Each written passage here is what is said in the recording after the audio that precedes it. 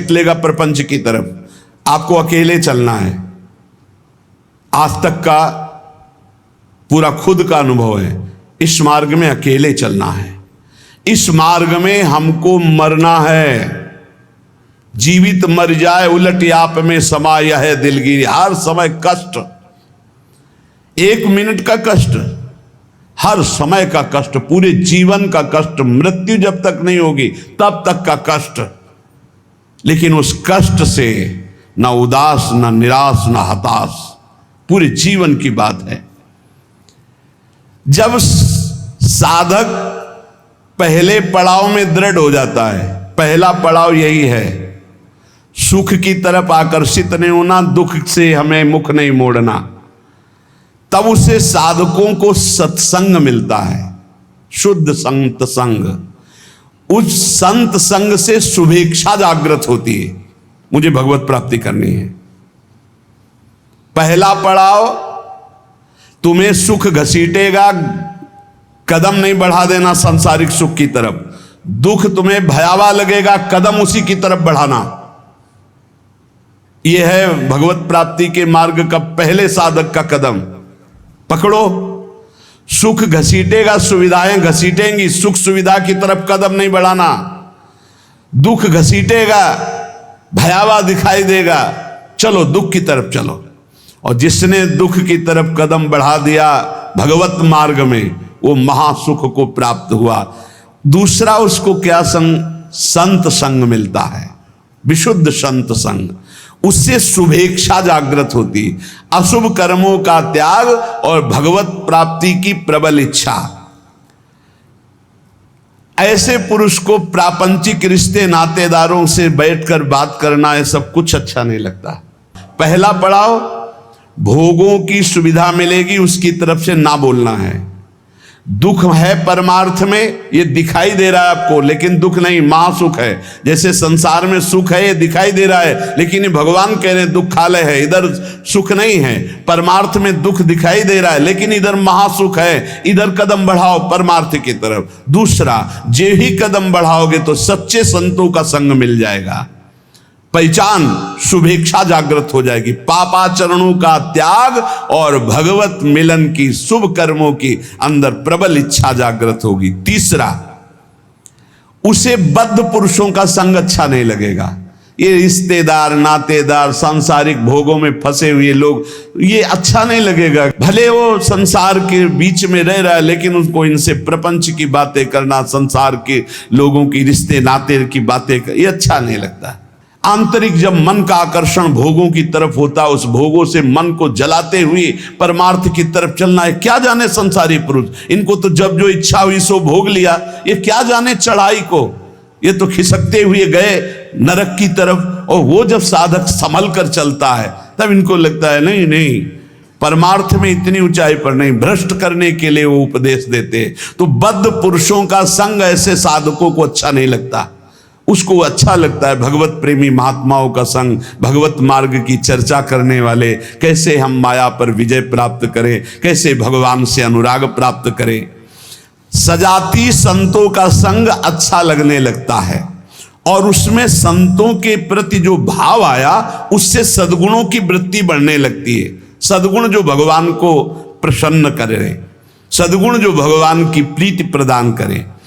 प्रपंच से पूरा मन हट जाता है उस साधक का। चौथी स्थिति आई, प्रपंच से पूरा मन हट जाता, बिल्कुल अच्छा नहीं लगता। जैसे स्वप्न झूठा, ऐसे संसार झूठा दिखाई देने लगता है। उमा कहो मैं अनुभव अपना, सत हरि भजन जगत सब सपना। तब उसका हृदय, बहुत ध्यान देने योग्य, भगवान अपनी तरफ घसीटने लगते हैं। इतनी स्थिति के बाद ये संयोग वही बनाते हैं। श्री तुकाराम जी कहते हैं, फिर चित्त ऐसा घसीटते हैं, देव वसे ज्याचे चित्तिम त्याची घड़ावी संगति। ऐसा चित्त घसीटा कि अब तड़पड़ाहट प्रकट हो गई, व्याकुलता प्रकट हो गई, भगवत मिलन की चाह की। फिर भगवान सिद्ध सदगुरुदेव की समर्पण वृत्ति करवाते हैं। इसके बाद, इतने के बाद सिद्ध सदगुरुदेव की समर्पण वृत्ति कराते हैं। और जहां सिद्ध सदगुरुदेव की समर्पण वृत्ति हुई, उसके आचार विचार चिंतन सब उसी कोटि होने लगे। महापुरुषों का प्रभाव होता है कि बहुत कम समय में, जो हजारों वर्ष की साधना से नहीं होता, कम समय में परिवर्तन प्रारंभ होना शुरू हो जाता है। उसमें वो सब सामर्थ्य आने लगती, वो सद्गुण आने लगते हैं जिससे वो प्रभु को रिझा सके। श्री तुकाराम जी कहते, फिर ऐसे जब महापुरुष का संग लाभ हुआ तो अवलंब दृढ़ हो गया, शरणागति पुष्ट हो गई, आत्मसमर्पण पुष्ट हो गया। उसके अंदर ये बातें आने लगी। उपास्य, जो संप्रदाय अनुसार इष्ट देव प्राप्त हुए, उन इष्ट देव में सर्वभाव, श्री राधा वल्लभ मेरो प्यारो, जैसे यहां कह रहे पंढरपुर निवासी पांडुरंगा में पूर्ण आसक्ति, ऐसे वृंदावन निवासी श्री राधा वल्लभ लाल में पूर्ण आसक्ति। बस राधा वल्लभ लाल को हृदय ध्यान मुख नाम, मेरो प्यारो राधा वल्लभ मेरो प्यारो, सर्वोपरि सबहिन को ठाकुर, सब सुखदान हमारो प्यारो, मेरो प्यारो राधा वल्लभ मेरो प्यारो। अपने उपास्य देव में जब सदगुरुदेव की प्राप्ति हुई तो ऐसे चित्त आसक्त हो गया, हटाए नहीं हट सकता, प्राण प्यारे एकदम वो हृदय का विषय। दूसरा, अपने आचार्य की वाणी में अपने इष्ट का जो जस गाया गया है, जैसे श्री तुकाराम जी कह रहे हैं श्रीमद् भागवत और श्रीमद् भगवत गीता, क्योंकि विठ्ठल भगवान श्री कृष्ण, तो श्रीमद् भागवत और श्रीमद् भगवत गीता प्राणों से भी अधिक प्यारी। ऐसे श्रीमद् चतुरासी जी, श्रीमद् राधा सुधा निधि, ये प्राण से भी अधिक प्यारी। सिद्ध सदगुरुदेव के मिलने पर इष्ट देव में परम आसक्ति और इष्ट ग्रंथ में परम आसक्ति। चतुरासी जी तो ऐसे हो जानी चाहिए जैसे कक्षा 1, 2, 3, 4 में ककहरा मात्रा पहाड़ा याद हो जाता है ना, ऐसे याद हो जानी चाहिए चतुरासी जी। इष्ट ग्रंथ कंठ में विराजमान हो जाना चाहिए। ये अभेद भक्ति है। जैसे लोगों को, ज्ञानी जनों को ये बात बनी रहती है कि भक्ति करने वाले भेदभाव से युक्त रहते हैं। श्री तुकाराम जी कह रहे हैं ये अभेद भक्ति है। ये द्वैत से आगे अद्वैत और अद्वैत पद में स्थित मोक्ष सुख के भी त्यागी ये भक्तजन होते हैं। बड़ी ऊंची स्थिति होती है प्रेम की। अद्वैत सिद्धांत के आगे कौशल पूर्वक ये अभेद सिद्ध स्थिति प्राप्त होती है। इसी को प्रेम कहते हैं। इस प्रेम में द्वैत रहता ही नहीं है। वो जो नहीं समझ पाते वो समझते हैं भक्ति का मतलब है द्वैत। द्वैत नहीं, अभेद भक्ति, अद्वैत भक्ति, मोक्ष के परे की भक्ति और अभेद को सिद्ध करके प्रेम में स्थित हो जाना। अभेद के भेद किया निज अंग, पावे सारा जग प्रेम सुख। यह अभंग श्री तुकाराम जी का। भक्ति की ऐसी पराकाष्ठा जिसमें एको ब्रह्म द्वितीयो नास्ति का अनुभव करके आगे बढ़ जाना, ये ज्ञान से भी श्रेष्ठ है। हरि विठ्ठल की प्रेम लक्षणा भक्ति। वही भक्ति वही ज्ञान, एक विठ्ठल ही जान। द्वैत भाव से नहीं, ये द्वैताद्वैत, द्वैत से अद्वैत और अद्वैत से फिर प्रेम की स्थिति। चौथा, मुख्य साधना गुरुदेव के द्वारा जो बताई हुई पद्धति है, उसमें विशेष रूप से दो बातों की विशेषता। एक तो नाम कीर्तन की विशेषता और एक गुण कीर्तन की विशेषता। भगवान की लीला कथाओं का श्रवण कथन और नाम कीर्तन, ये दो प्रेम लक्षणा भक्ति के लिए विशेष साधन है। और गुरु कृपा से दोनों खूब जोर से चलते हैं। अखंड नाम कीर्तन चलता है और वाणी लीलाओं का गायन चलता रहता है। पांचवा, वही जपना जो गुरुदेव ने दिया है, अपने मन की नहीं। मन कभी कभी ये साधक के हृदय में विडंबना पैदा कर देता है कि गुरु जी ने कहा है सो तो ठीक है, लेकिन हमारा मन तो पहले से लगा है हम यही जपेंगे। ऐसा नहीं, यहां आदेश कर रहे तुकाराम जी 5वें सूत्र में कि मुख्य मंत्र है जो गुरुदेव ने दिया है।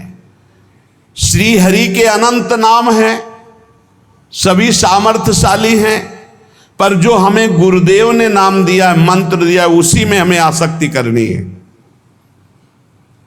और भगवान के शास्त्र नामों का कीर्तन करना चाहिए। कल भी चर्चा में आया था कि गोपाल शास्त्र नाम, विष्णु शास्त्र नाम। छठवां, अपने मार्ग के कुछ महापुरुषों का चरित्र और नाम, भक्त चरित्र और नाम, अपने महापुरुषों का, जिस मार्ग में आप चल रहे हैं उनके चरित्रों को पढ़ने से बल मिलता है।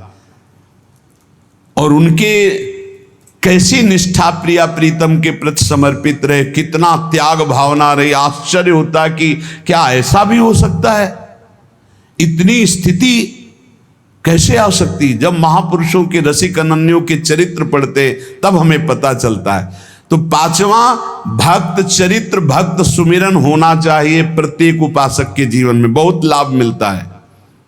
छठवां, आदि गुरु में निष्ठा होना।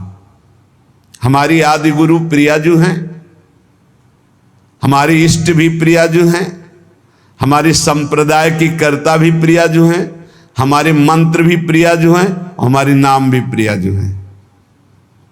राधई वेष्टम संप्रदायिक कर्ता आचार्यो राधा मंत्रदः सदगुरुश्च राधा मंत्रो राधा, सब कुछ हमारी राधा है।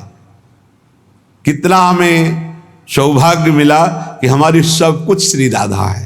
मंत्र भी राधा, नाम भी राधा, मंत्रदाता गुरु भी राधा, आचार्य भी राधा, संप्रदाय स्थापना करने वाली भी राधा, और जो इष्ट देव हैं वो भी राधा, और हमारा निवास स्थान भी राधा चरणारविंद, श्री राधा जुग चरण निवास, जस वर्णो हरिवंश विलास।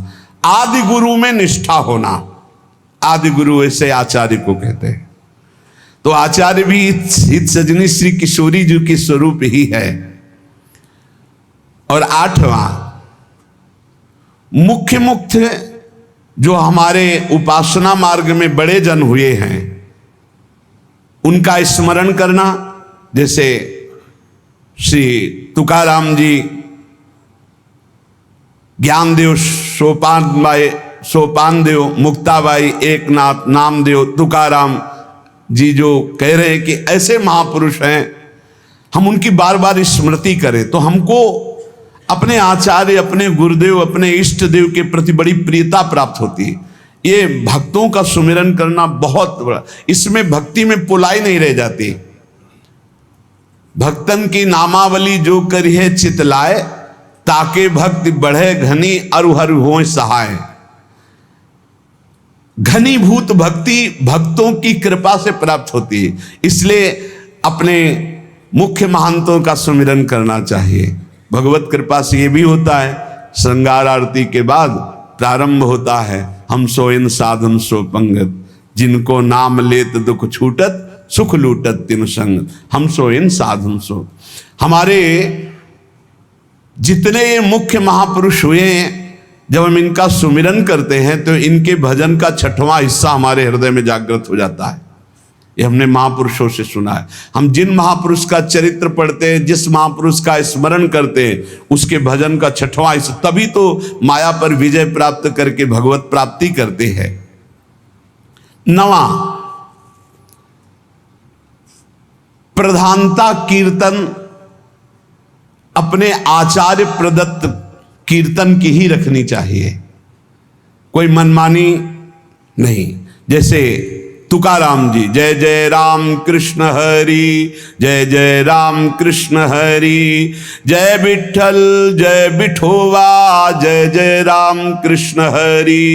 अपने आचार्य अपने गुरुदेव के द्वारा दिया हुआ कीर्तन। जैसे अपने लोग जय जय राधा वल्लभ श्री हरिवंश, जय जय श्री वृंदावन श्री बनचंद महाप्रभु हरिवंश चंद्र जी के प्रथम पुत्र का जो यहाँ के तिलकैत अधिकारी हुए, और बनचंद कहते पिया प्रीतम को, वृंदावन के चंद्रमा श्री श्यामा श्याम, जो जैसा भाव कर पावे। बनचंद जो नाम रखा गया वो प्रिया प्रीतम के ही उससे रखा गया, प्रिया वृंदावन के चंद्रमा श्री प्रिया प्रीतम, ये नाम रखा गया महाप्रभु के बड़े पुत्र का। जैसे श्री कृष्ण चंद्र जी महाराज, श्री गोपी नाथ जी महाराज, तो ये सब प्रभु के ही नाम तो रखे गए। तो ये जो बनचंद है ये प्रिया प्रीतम का संबोधन है कि प्रिया प्रीतम जो वृंदावन के चंद्रमा युगल चंद्र हैं, जय जय राधा वल्लभ श्री हरिवंश, जय जय श्री वृंदावन श्री बनचंद। तो प्रधानता अपने आचार्य गुरुदेव प्रदत्त कीर्तन की ही रखे कीर्तन में।